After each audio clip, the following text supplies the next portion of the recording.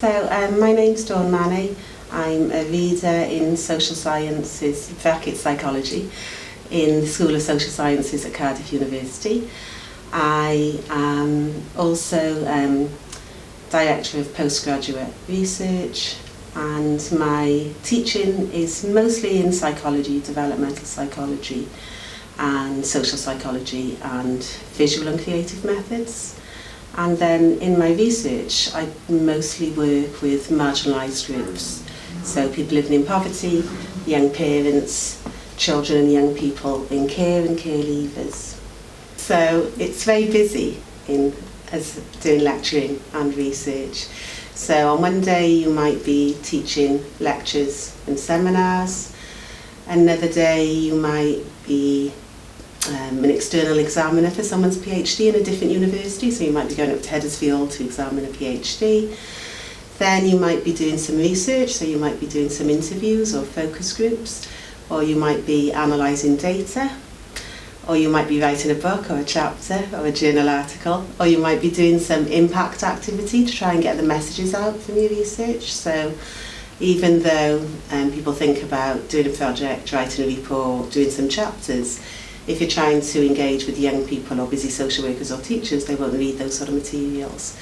So sometimes I'm doing direct work with groups, or doing things like making short cartoons or music videos or posters, but different forms of dissemination. I think sometimes it's not so much of like a massive plan. Sometimes things come up. So when I was finishing my undergrad study, I wasn't really thinking about doing a PhD, but my undergraduate supervisor encouraged me to apply.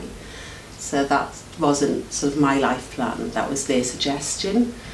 When I did my PhD, I also did lots of little jobs while I was doing it, and I think that's quite important to get experience and think about what you're interested in. So I did some teaching for the Open University, I did some teaching for the WEA, and lots of little bits of projects. So by the time I'd finished my PhD, I'd sort of built up all this sort of other experience alongside, which was really useful.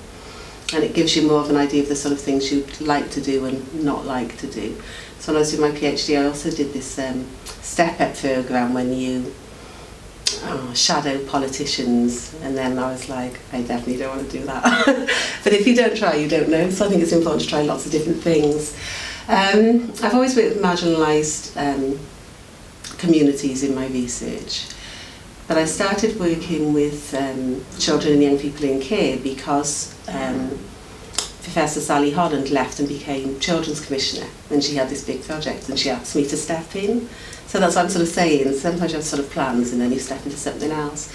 But that was, I've been doing that for over 5 years now, so that was really a sort of key area for me that I wouldn't have known unless she'd left and I'd taken over her project.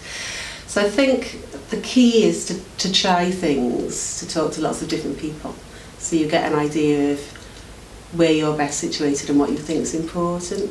I think the other thing that's been key is this idea about what happens to research.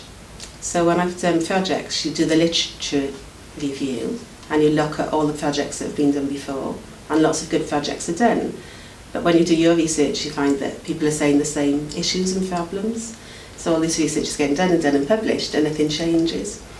And I think that's why in my work, I've tried to move away from just doing academic articles and thinking about how can this work actually make changes in real life. So that's been a big motivator, and that influences how I design research and how I think about outputs and dissemination. I think progression, I think people need to remember it's quite tough and critical in academia. You've got to have quite a thick skin. So sometimes if you submit an article, you might have one reviewer who says, oh, that's lovely, and then someone else says, it's awful, it's the worst thing I've ever read. And you can't get upset. You've got to understand the nature of academia. So I think that's been useful, because if I give someone something to read and then they like put red on it and say this isn't working, and I'm like, oh, that's good, now I can think about how to sort it out. Whereas I've had other friends and sort of colleagues, and they get all this back and they're like in tears and think they're a bit rubbish. But you're not a bit rubbish, it's just, you've got to be quite thick-skinned, you've got to take it as positive criticism to improve your work. So I think that's been useful for me because I've never sort of sat back and thought, oh, that's a setback. I try and think about things as an opportunity. I had really great PhD supervisors, so I think that's helpful. And really great PhD supervisors who encouraged me to think things through for myself and didn't push me into a particular form of analysis or a particular way of doing things. So they always made me feel like I was a researcher, like them. So we're sort of more colleagues than they were sort of the bosses. And so that's been really useful. There's somebody else as well in Cardiff University who's been there for absolutely years, and they're like a key mentor, and they've always got their door open, and if you walk past and say, I went to a talk and they mentioned this name but I don't know how to find the paper, they'll be like, oh, it's on my shelf. And they've been really lovely, and I mean, they're going to retire soon and it'll be really sad, but I think it's nice to have that key person who you could go to and ask questions and get support. The other thing that's really helped me in my career is publishing early. So I published from my master's, and that's been my most cited paper. And I think sometimes people want to wait until the end of the doctoral study and start thinking about outputs. But I think it's really important to get early outputs, because when you go for a job, people will say, what are your publications? How can you help with the ref of the university? And if you wait until you finish and then you're trying to get a job, you won't have any publications. So I've published early, and I try and get my own students to do that. And even things like blogs. So if a student's got a really good idea, I say get it published now, even if it's in a blog, because that's in your name. Otherwise people are going to watch your presentations and that's going to end up being their paper, not your paper. So I think publishing early is very good. And also doing things that do take time but progress you. So I've always done a lot of reviews for other journals, and then you get an idea of their system and how your paper would be reviewed. I always done book reviews because when you get a job you get busier and busier and busier, and even though my title's reader, you don't have time to read. So I always make sure I do book reviews, because then you're making that time and you'll read it properly because you've got to review it. So there are lots of sort of small things that you can do to help progress, and also talking to other people about how they've done things, not being scared to ask questions. So if you can learn from other people's mistakes and other people will share their journeys with you, it's much easier for you to plan your journey and think what will work and what won't work. I think the greatest rewards are the small changes that you see for individuals. So when people think about impact, they'll think about changing something big. So our work has changed Welsh Government policy, but when policy changes, it doesn't necessarily mean that real life changes. So what's really satisfying for me is when you get an email. So we had an email before from a foster carer, and she'd looked at one of our magazine outputs that we'd made, sort of like a take the break style rather than an academic paper. And in there it talked about how it's damaging for children to be pulled out of classes, to have appointments with their social worker. And she said that when she'd looked at that, she felt empowered to go to the school and say, this is the research, I don't want you to do this, it's damaging. So those sort of stories, when people can pick up research who wouldn't normally pick up research in other forms, and then say it's had an impact.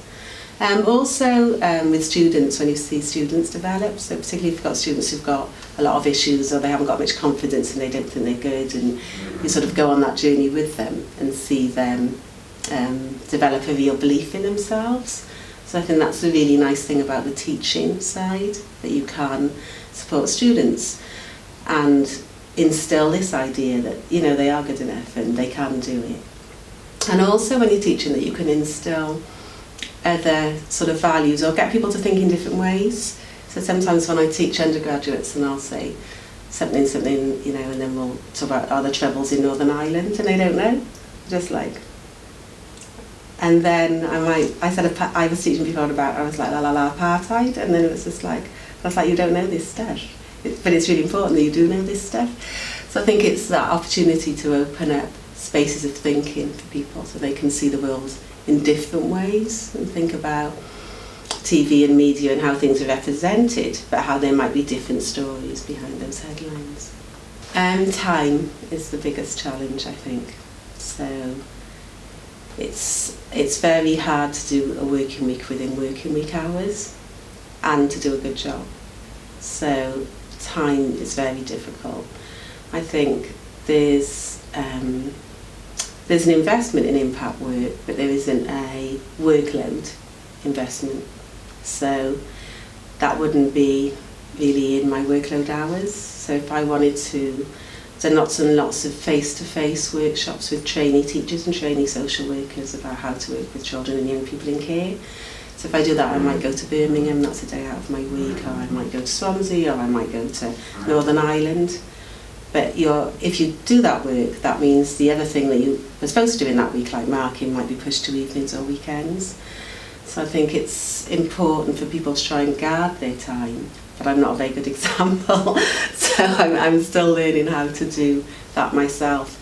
But I think it's not, if you've got another job, if you work, if I worked in the city centre and I was in retail and I went in at 9 and I finished at 5, I wouldn't go home thinking about the retail, it'd be over. And I think the difficulty with academia is that nothing's ever over. So even if you're not doing it, you might be thinking, oh, I need to do that, or I got that lecture next week, and how could I tweak it to do this, and I was supposed to meet these people. So it's sort of, it's hard to switch off.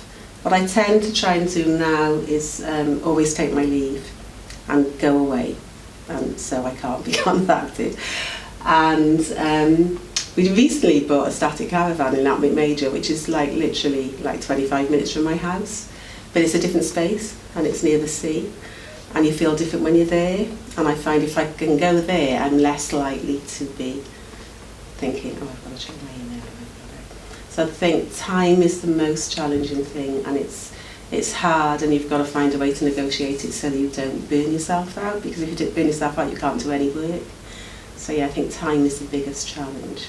My advice would be for them to think about publishing. So they're doing their PhD, but think about, what did you do in your master's dissertation? Could that be a paper? Talk to their supervisors or other academics in the field and think about, where could I get this out? How could this be a first key paper in terms of either the key findings or the methodology? And then think about which sort of paper. So I think at the moment, I get them all the time, and PhD students will get them. So there's a lot of predatory publishing, so you get all these emails, publish with us, publish with us. If a journal's emailing you saying publish with us, don't publish with them, because the good journals don't need to do that, and they never send out an invitation. So it's also thinking about, what's the right journal, where will it be seen, where will it be cited, how will it look on my CV. So to try and publish something. Also to review for journals to get an idea of how the system works. If there's opportunities for teaching, I think it's good if you can fit some in, because you don't know what teaching is like until you've done it. So some people might do teaching and think, I really like that. Some people might do teaching and think, I want a research-only career. But again, you don't know until you try it. So take up opportunities to try different things. I think also with the PhD, you don't realise at the time that this is the only time ever that you'll get 3 years to focus on one thing. You'll never be able to do such good research again in your life, because then it'll be much shorter time frames for funders who want particular things. So in that PhD, you've got the most freedom and the most time than you'll ever get again at any point in academia. So sort of realising that and thinking, you know, there's lots of research groups and talks, and a lot of these are free to access. So making the most of the opportunities. When I did my PhD, I did like loads of training courses, because later you'll have to pay for them, and later you won't have time to do them. So if there are free talks, or if there are conferences you can afford to go to, or if there are training courses, make the most of those things now, because when you get a full-time lecture research bill, there'll be absolutely no time to do it. And I think just people don't, it's sort of like, you don't realise until it's gone. But I think it's so important to make the most of that PhD and appreciate that it is really the one time that you can have as much control over what you do, and invest as much time in something that you think is important. The other thing I'd probably say about students, doctoral students, when they are looking for work, It's not to get disheartened, so you won't always get the job. And I think if you don't get the job, you need to think maybe someone else had a different set of skills, were more suited to this role, not that there's something wrong with you. So I think it is competitive when you leave. There are, you know, lots of people applying for graduate jobs, and you've got to be quite resilient, and also don't be afraid to apply again. So when I first got this sort of current roles grown out of a lecture post, so when I got this lecture post, it was advertised for 12 months, and I went for the interview and somebody else got it. So that was that. But then after the 12 months, it got re-advertised again as a 3-year role. And I thought, well, that other person got the 12 months, you know, I'm probably just there to make the numbers up. But I thought I'll just go in, you know, go in again, go back in. And then I think, because I didn't want to get it, I was saying I'm so amazing, I'll be so good here. And then I did get the job. So it's sort of, sometimes people get put off, so they say, oh, I applied at Swansea and they didn't want me, I'm not applying at Swansea again. It doesn't work like that. You've got to be motivated, you've got to keep trying. And then if you don't get the job that you wanted, there's often lots of little jobs. So before I got this job, I did have lots of little jobs in universities and organisations, lots of part-time jobs. And actually when I got my full-time role, I was earning more with all my little part-time jobs. So you can make a career in different ways. It doesn't always mean that you have to be in a particular university, in a particular full-time role. You can pick things up, you can try them. So don't be scared to apply for lots of different things, and don't get disheartened if you don't get it, because it's not a reflection on you, it's just a reflection that maybe someone else was a better fit on the day.